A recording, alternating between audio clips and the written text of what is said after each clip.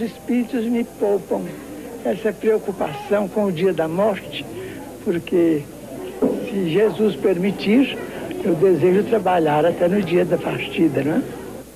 Francisco Cândido Xavier agora trabalha em silêncio, nesta casa de muros altos, onde pouca gente entra. É uma forma de poupar um homem que virou lenda, não só em Uberaba, mas no exterior. Chegou a ser indicado para o Prêmio Nobel da Paz. Aos poucos, a Uberaba da juventude de Chico vai se tornando um pequeno universo em desencanto, com a cara do Brasil. Travestis e prostitutas cruzam nas ruas com os que vão para a fila da sopa, do pão e do dinheiro. Chico Xavier faz o que pode, mas não está mais distribuindo o pão, nem dando conselhos. Tem feito muita falta para nós aqui. Tenho saudade de beijar a mãozinha dele e ele beijar minha mãozinha, né? Sinto a falta do Chico Xavier aqui. Estou sentindo muito. Eu estou assim, rezando que ele volte. Estou rezando que ele volte, assim, nós estamos assim naquela... Só em saber que já está melhor, né? Que ele não pode vir ainda, mas a gente já se sente feliz. Mas o filho dele está fazendo aí todos os sábados, né? O filho adotivo de Chico Xavier, Eurípides, tenta substituir o pai. Chico, pai de todos. A maioria vinha mais por aquilo que a pessoa de Chico representa, não só para nós que podemos nos dizer que estamos numa condição mais, menos necessitada do que a deles. Eles vinham mais também em busca de um amparo, que o Chico exerce a função de pai, não de um nem de outro, de qualquer tipo de classe.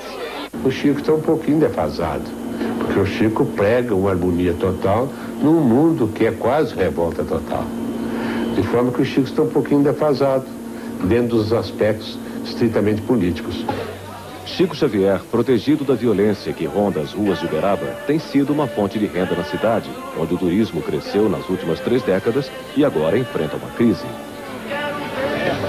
Muita gente vem do interior com a mochila nas costas para buscar em Uberaba esse lenitivo que, segundo consta, o Chico daria. Não é bem isto, porque o Chico não tem nenhuma fortuna para distribuir. O Chico dá conselhos, o Chico dá o lenitivo para as pessoas aflitas. Mas, na verdade, aqui não é uma meca de atendimento aos infortunados. Infelizmente, é uma das notas de Uberaba é irradiar espiritismo, que é uma doutrina alienante e uma prática ainda mais alienante. E nós precisamos de brasileiros que se fixem na realidade da terra para redimir o homem e não para ficar com doutrinas alienantes que levam o homem a suposições falsas. Se o brasileiro precisa de realidade, basta visitar o Lar Espírita André Luiz, criado por sugestão de Chico Xavier para ajudar pessoas carentes. O Lar André Luiz vive da renda dos livros do médium e de doações de todo o país. É mais um elo numa corrente de fraternidade que une espíritas e não espíritas. Todos, de alguma forma, herdeiros da obra de Chico Xavier. Eu dediquei um pedaço do meu tempo ao ser humano, porque Jesus diz: amai o próximo como a ti mesmo. E é isto que a doutrina espírita nos ensina.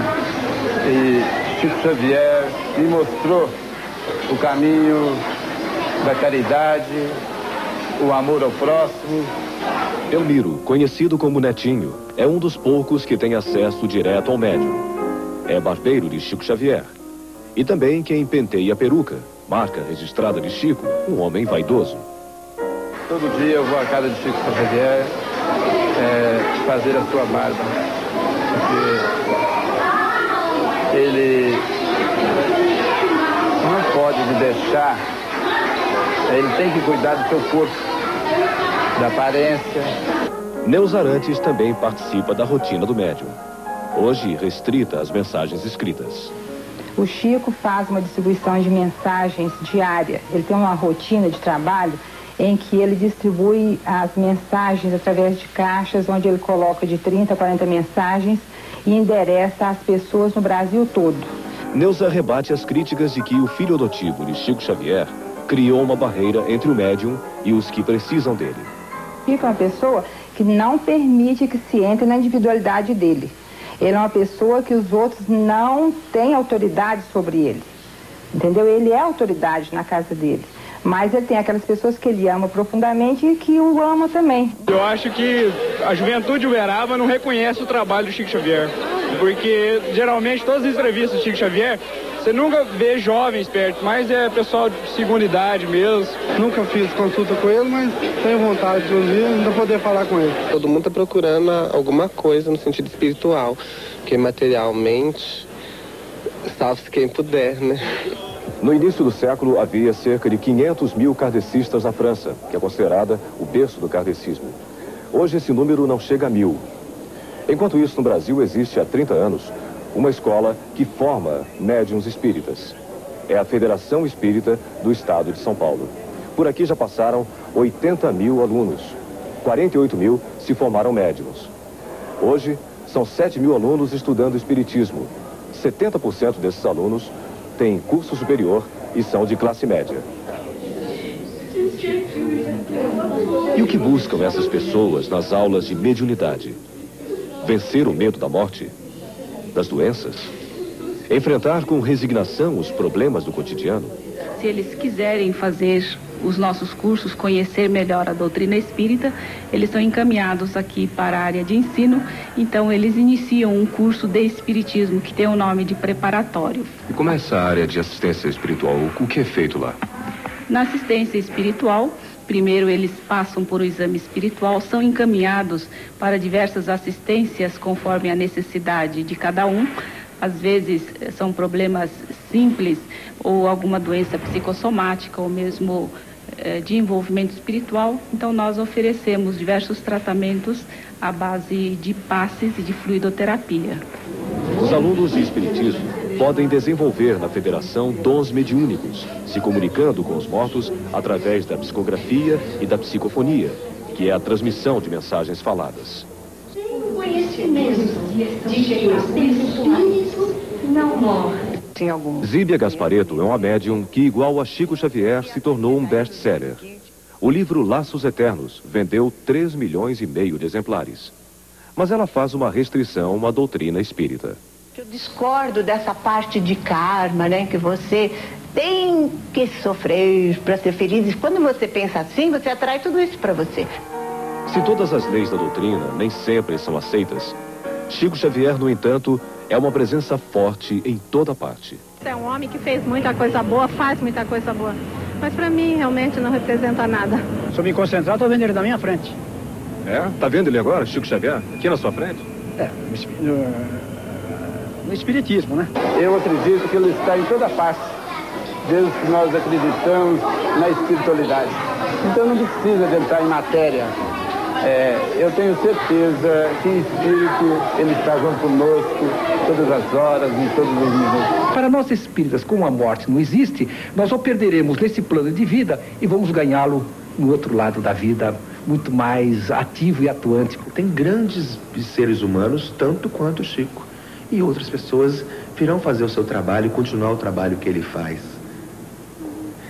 Eu acho que ele deixou a marca dele registrada. Ele é um pioneiro, ele abriu o caminho na pior fase, em momentos mais difíceis. Agora o caminho está aberto, agora ser espírita virou moda. A lição está dada, o exemplo está dado.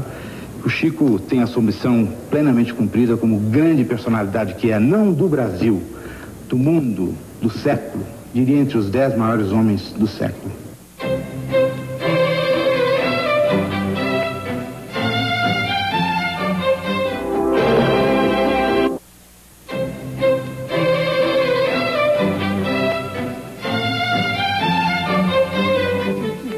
Aos 82 anos, Chico Xavier, como dizem os espíritas, se prepara para desencarnar.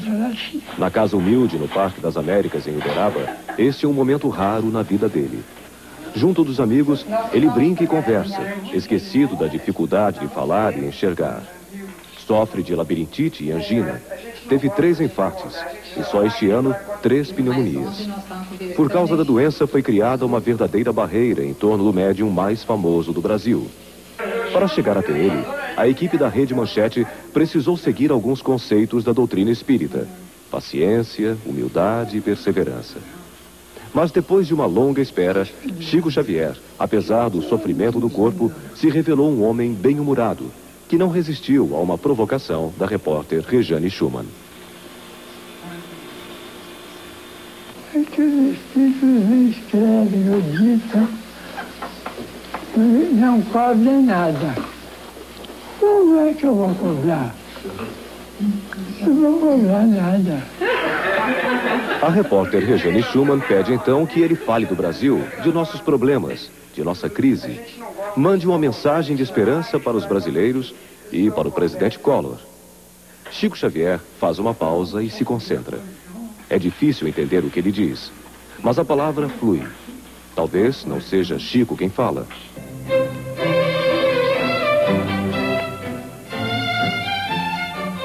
Governar, a meu ver, é quase que um martírio mental.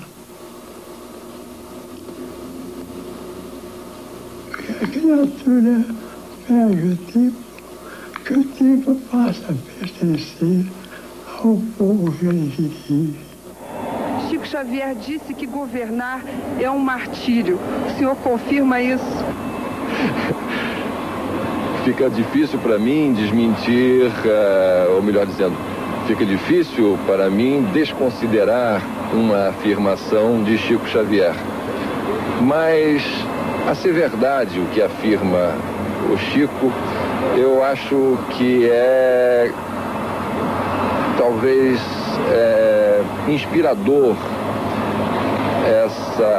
este sacrifício, porque é o instrumento que Deus coloca nas nossas mãos para promovermos as grandes transformações que a sociedade deseja na busca do estabelecimento da justiça social, da concórdia, da confraternização e da paz entre os homens.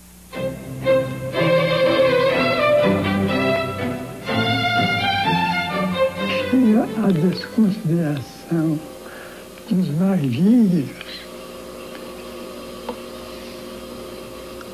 Chega ao esquecimento daqueles que trabalharam ou que estão trabalhando por uma terra melhor.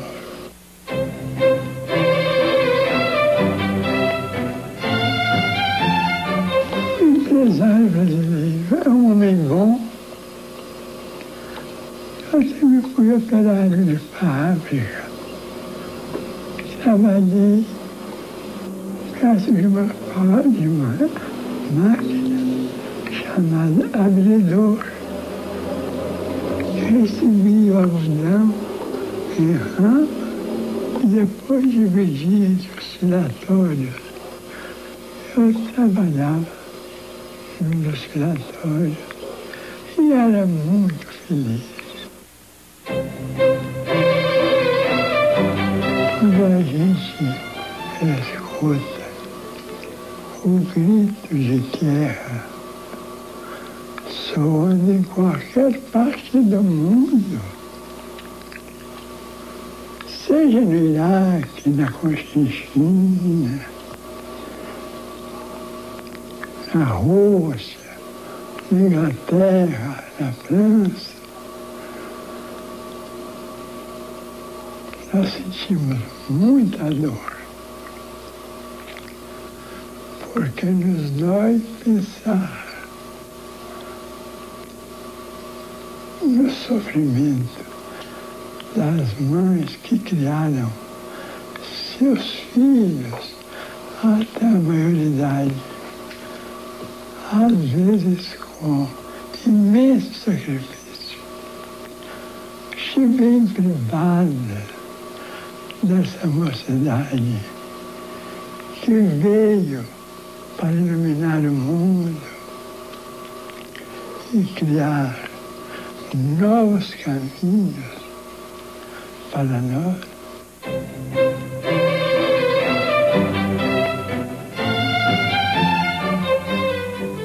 Isso tudo no Brasil a gente lê